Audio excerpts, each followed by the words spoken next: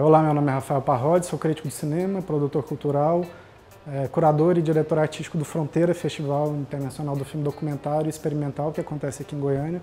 Hoje eu vou falar de um diretor italiano chamado Lucio Fulci. Ele é conhecido como pai do gore pela cinefilia de modo geral, assim, pelos fãs de cinema de horror e um cinema meio trash, porque apesar de ser um diretor que lida com a violência de uma maneira muito gráfica e tendo feito filmes nos anos 70, quando ainda não existiam efeitos especiais de computação gráfica, então toda essa parte de mecânica, de bonecos e de sangue, enfim, que era uma coisa que para mim é deliciosa dos filmes dos anos 70, uma sofisticação na linguagem cinematográfica que eram únicas e que poucos realizadores no cinema mundial conseguiram fazer.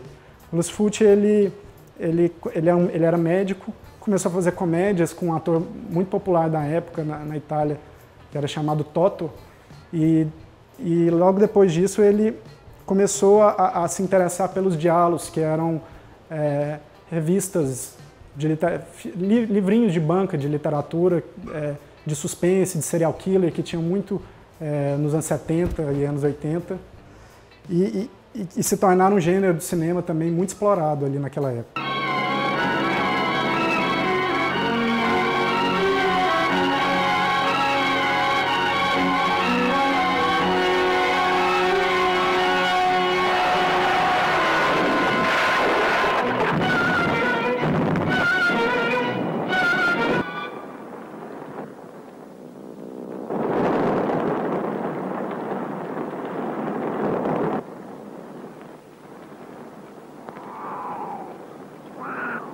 Mas o mais genial no Lucio Fulci é que a construção narrativa dos filmes do Fulci eram sempre muito genuínas, assim.